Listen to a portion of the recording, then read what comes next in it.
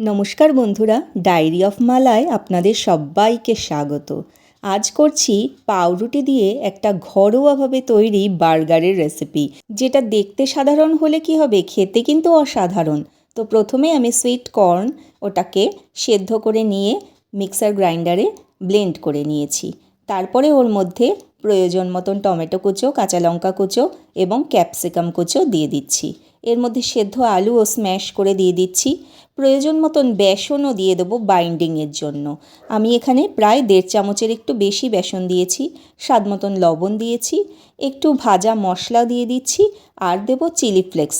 Chilli ফ্লেক্সটা optional, যদি বাচ্চারা খায় তাহলে সেটা আপনারা অ্যাভয়েড করতেই পারেন, তাছাড়া বড়দের জন্য আপনারা দিতেই পারেন। তো এবারে সমস্তটা আমি ভালো করে আস্তে আস্তে হালকা হাতে মেখে নেব, যাতে সমস্তটা বেশ সুন্দর একটা প্যাটি বা বার্গারের মধ্যে যে প্যাটিগুলো দেয় বা কাবাবগুলো দেয় সেই রকম শেপ দিয়ে তৈরি করে নিতে পারি। তো এইবারে সেই প্যাটিগুলোকে বা কাবাবগুলোকে আমি তৈরি করে নিচ্ছি। ঠিক দেখুন, গোল গোলভাবে এবং করে নিয়ে চ্যাপ্টা করে তৈরি করে নিচ্ছি।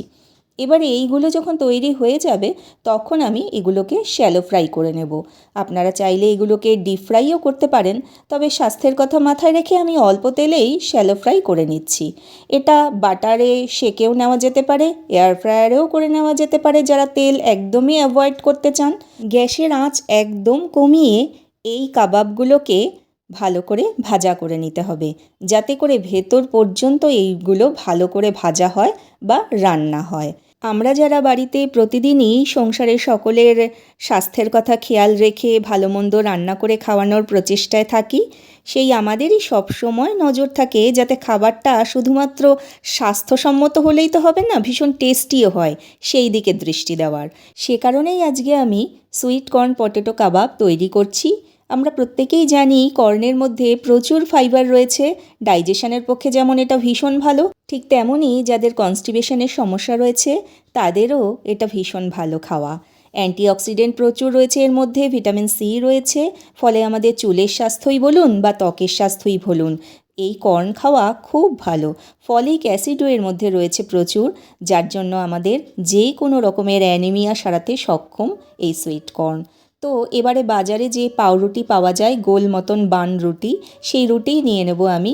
দিয়ে মাঝখান থেকে কেটে নিয়ে ওর মধ্যে মেয়োনিজ দিয়ে দেব, তারপরে টমেটো কেচাপ বা টমেটো সস দিয়ে দেব। ভালো করে সেটাকে স্প্রেড করে নেব। এবার যে কাবাব তৈরি করে রেখেছিলাম তারই একটা পিস নিয়ে নেব এবং শসার স্লাইসও দিয়ে দেব। আপনারা চাইলে এর মধ্যে টমেটো স্লাইসও দিতে পারেন, তবে যারা পেঁয়াজ খেতে পছন্দ করেন তারা পেঁয়াজও ব্যবহার করতে পারেন। আমি যেহেতু পেঁয়াজ খাই না, তাই পেঁয়াজ এখানে অ্যাভয়েডই করেছি, দিইনি।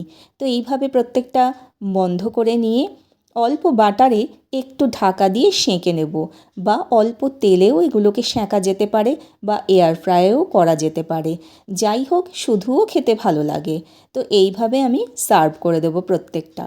আজ অর্কর টিফিন বক্সে এই বার্গারগুলোই দিয়েছি, সঙ্গে আপেলও দিয়েছি, আর 1 বোতল জল তো রয়েইছে।